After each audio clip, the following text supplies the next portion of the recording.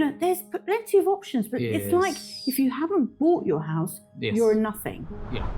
So from that advice or from that knowledge, insight, we can create a roadmap of what we can do next for our job. I always believe if you want fast cash, then you're not an entrepreneur. You're just making business, making money, and that's it. But if you want to be an entrepreneur, a businesswoman or a businessman, and have consistency and have long-term business and growth, then you need to be able to learn the skills of an entrepreneur. Today's problem is that, there are people with higher education. They do not know what to do next, where from they are getting a job.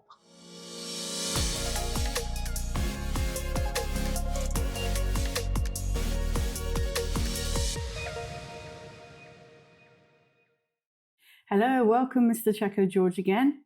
Nice to have you here again. Good evening. Good evening. How are you? I'm good today. Good. Happy to be back?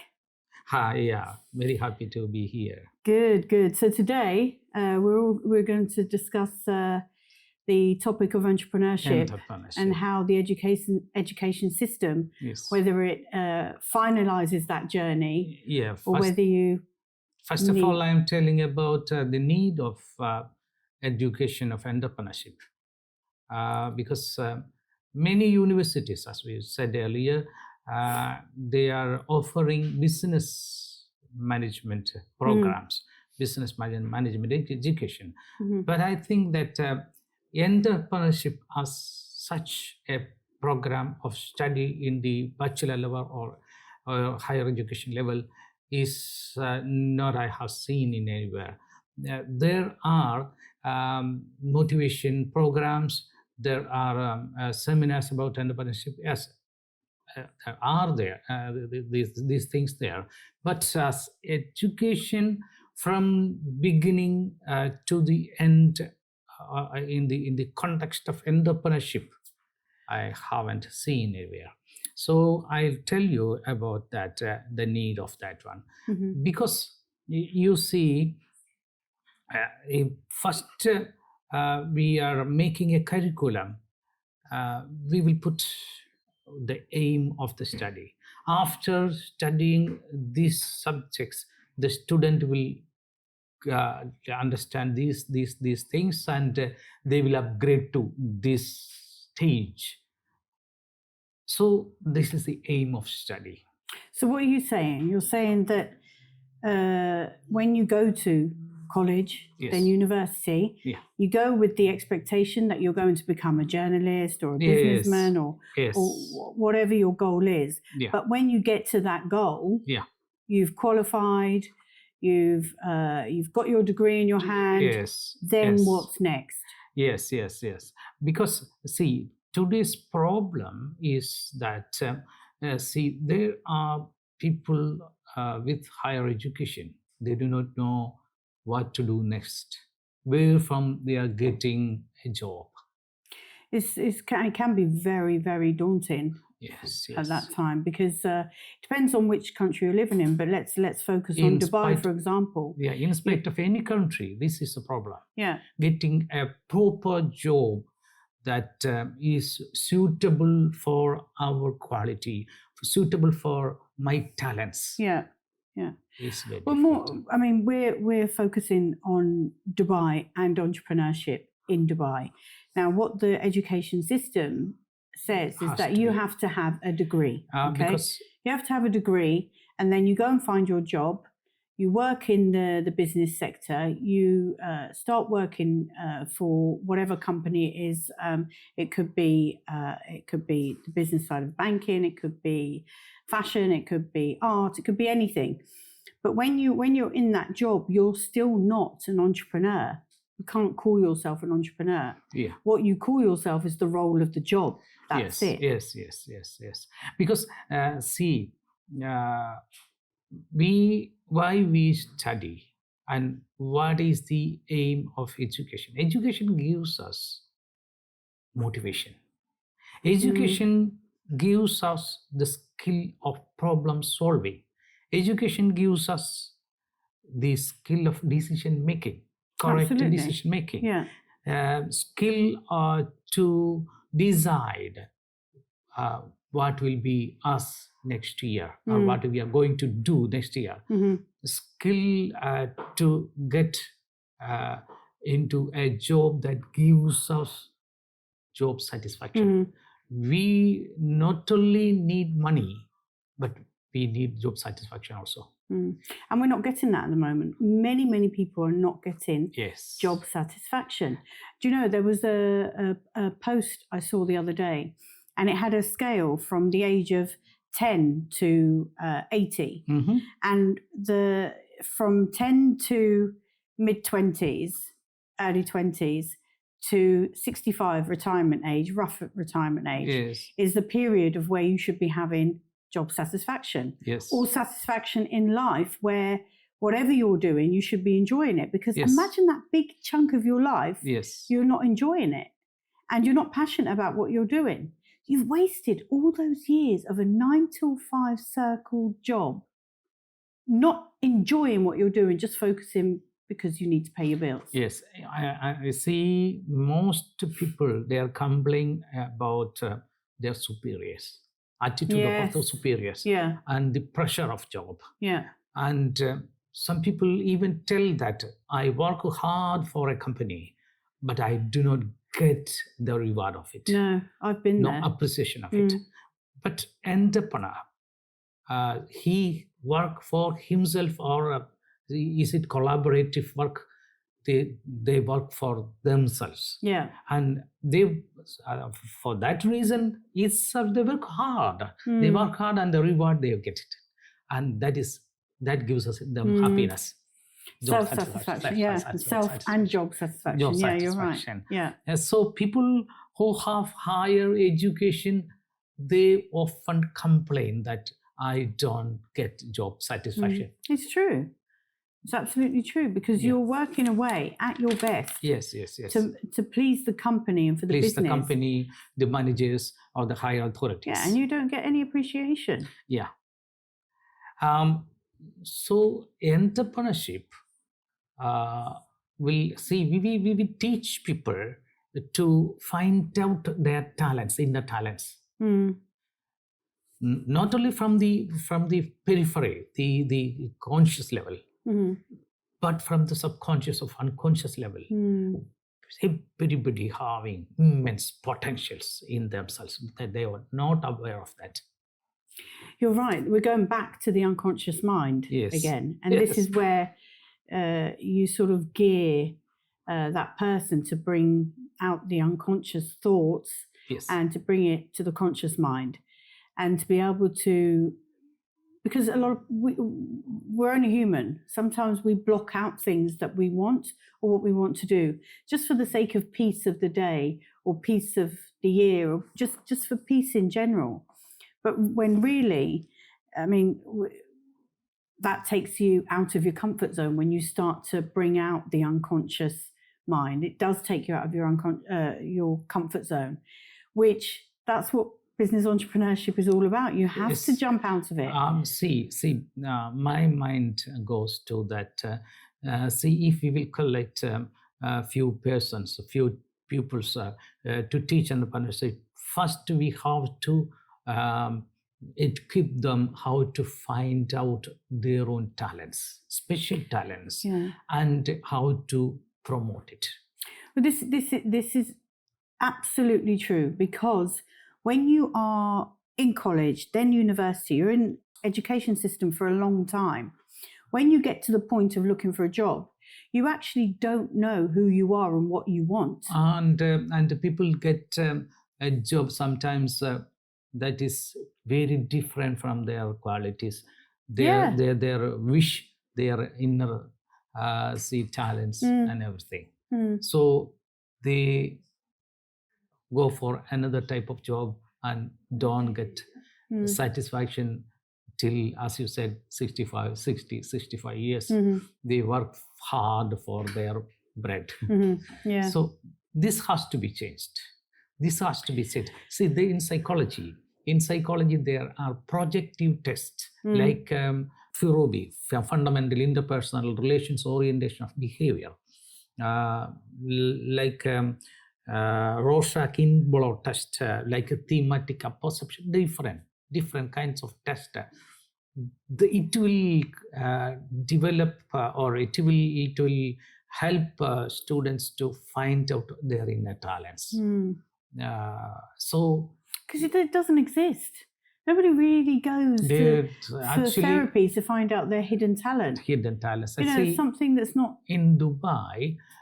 See, sometimes HR persons recommend companies to do FIROB, fundamental interpersonal relations orientation test, or Myers-Briggs indicator test to select managers, real level people, not the workers. But from that, technical, skilled psychometric, he can advise you, this is your talents, this is your qualities, and you can develop it. So from that advice or from that knowledge, insight, we can create a roadmap of what we can do next for our job, for what we can do for our entrepreneurship. Well, it's needed. It's needed. Yes, it's needed. Because I am a lawyer by profession. Yes. I've always I knew which path to follow. You go on this path, you go and get a job as a lawyer, a legal assistant, legal officer, you're still in that field. Yes. But then when I jumped out of this to be able to start my own business, yes, I became an entrepreneur. Yeah. But I didn't know what an entrepreneur was. I didn't know what business was. I didn't know. All I knew is that you have to sell something to get something back and put it in the bank. That's my idea of entrepreneurship. See, from that, your experience, I can tell you that, two things are evident here. One, your education is on the loop. From that one, you gain some knowledge about the rules and regulations of business. To a certain extent, one thing. Second thing is that I know that your parent was in the field of business. Yeah. So that gave you very good inner it was embedded talents, in me. Embedded in you. Yeah. That somehow promoted and you came to the business field. Yeah, you're right. Because I used to just see my father yes, doing business deals, negotiating, and all of that. Then when I became a lawyer, yes, it's all about negotiation. Yes. You're constantly haggling to come to some sort of resolution. Yes. And that's what it is, the remedy. Yeah. But the art of being a really good entrepreneur, it's not what you're buying and selling. Yeah. It's not only that. It's not the money. Not the money. It's not the product. No. It's not the service. It's how you apply yourself to your business. That's what I say, that an entrepreneurship or a business should start from our skill and knowledge. You're right. Should start from our talents. Yeah. Then it will be more stable, more enthusiastic, more rewarding. So we have to join these together, and we have to make entrepreneurship education program, and making a person skillful to himself to start something new. This is what my idea is. So we have to promote students as their skills, their talents, and each person have different talents. If they are able to promote themselves, then they will be very good in their future, working very nicely in the future, and that will be enriching for the country, the society also. So it's needed. That's needed. Yeah, definitely, because the problem we're having today is everyone is jumping into business because they're fed up of working for somebody else, and they just want to have something of their own. But your business will only succeed if you sort yourself out, really. You need to be able to be strong to deal with the obstacles. Then we are boss of ourselves. We are boss of ourselves. And not only that, if you want, I always believe, if you want fast cash, then you're not an entrepreneur. You're just making business, making money, and that's it. But if you want to be an entrepreneur, a businesswoman or a businessman, and have consistency and have long-term business and growth, then you need to be able to learn the skills of an entrepreneur. And that includes how you are with people, how trustworthy you are, your communication skills, your negotiation skills, all sorts of things. If you can't do the fundamentals, how can you have a long-lasting, growing business?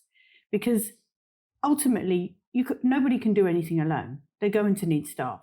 There's certain majority of activities, we always need staff. The first step is how you deal with your staff. What qualities can you get from them, their individual tasks, giving them job satisfaction, promoting them, pushing yourself up the scale. But the only way to push yourself up is to bring them with you.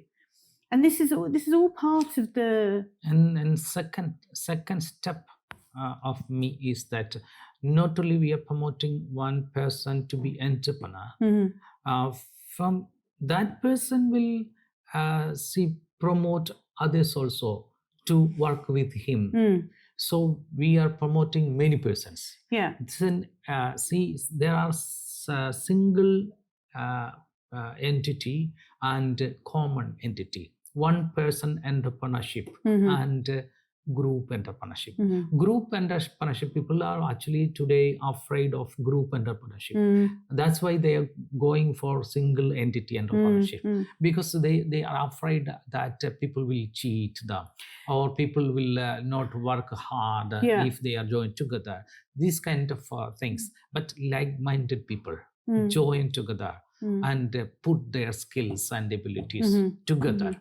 I always believe, even if you're in a group of, for example, a shop selling tomatoes, and there's 5 shops selling tomatoes, if you all bought from each other, you would all make something that day. So this mentality that I need to be the only one selling tomatoes, doesn't work. You have to do group entrepreneurship to be able to grow.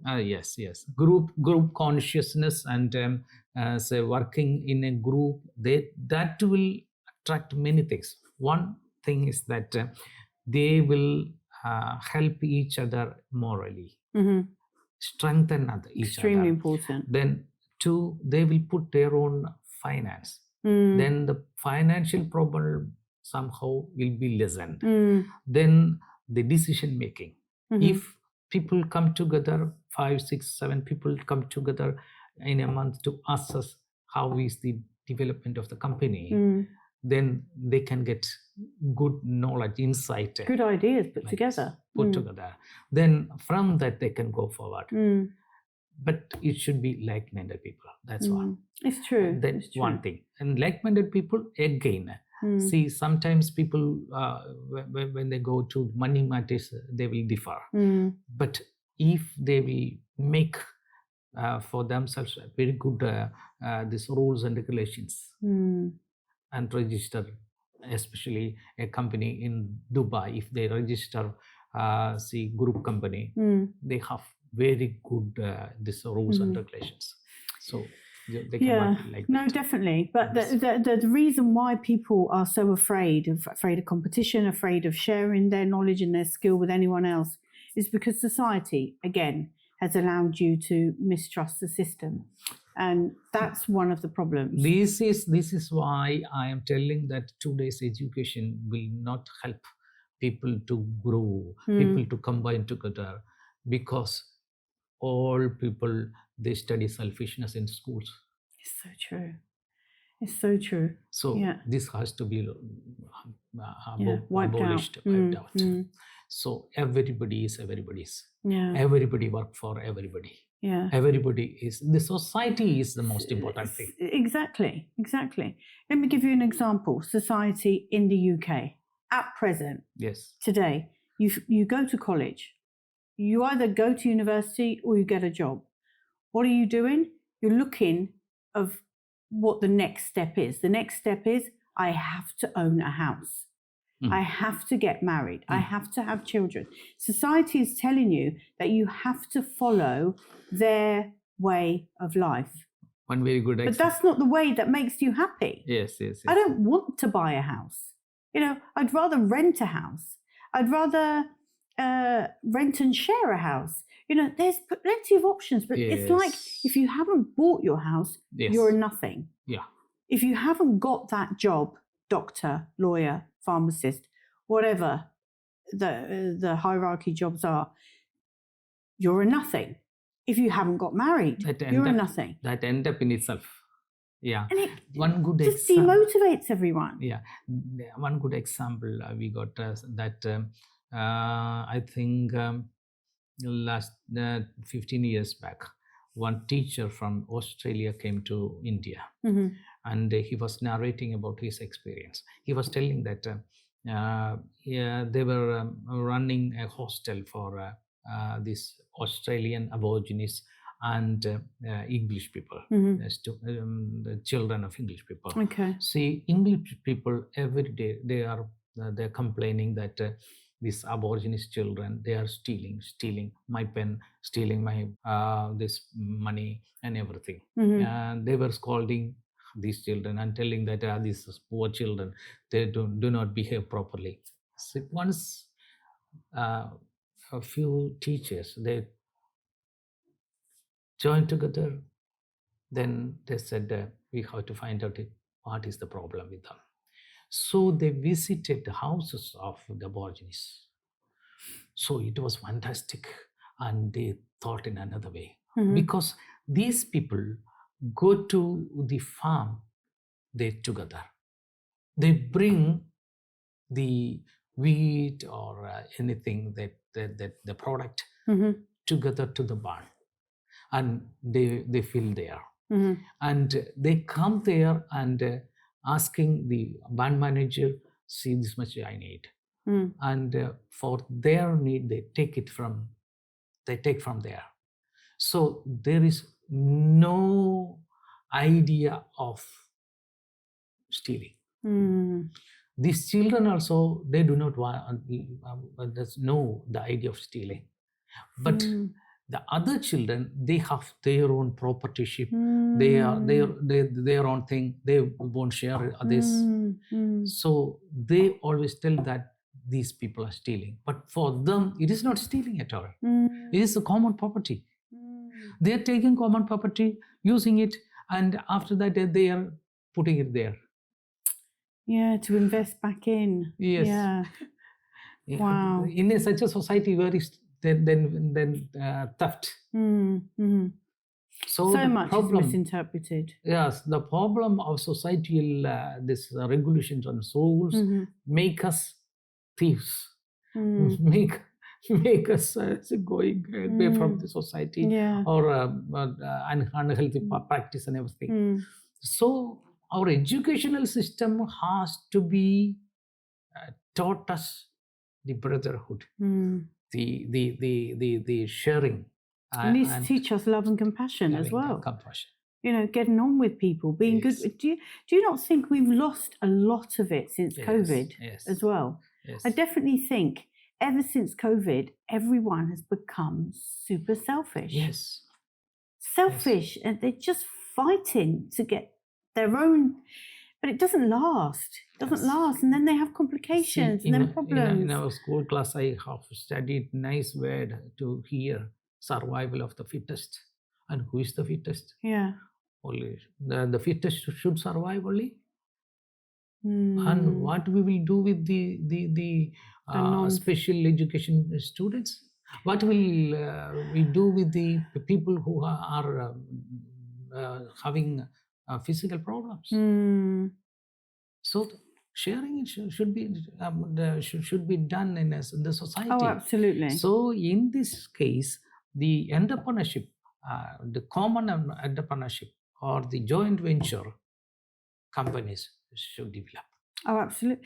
Because you can boom. This is what collaboration is all about. Yes. Collab. Make me big, I'll make you big. Collaborative. You know, this boosts everyone. And if the whole world collaborated with each other, there'll be no problems. Absolutely correct. Yeah, let's absolutely. hope for the best for the society, and let us teach. I can only let pray. us teach next generation at least. Yeah. The collaboration, the sharing and everything. Yeah. Let them live nice life. Yeah, it's all we want. Yes. This is all we want. We just want a peaceful, happy life. Yes. Who wants to live Yes. in a greedy, lonely, selfish life? Yes. Surely nobody wants that. Yeah, nobody. Actually, what is that? It is the fear make us see holding something. The fear of not having nothing? Yes. Very tough, but that's a really interesting subject, and there's plenty more to say on entrepreneurship. Yeah. But hopefully we can have another chat about this.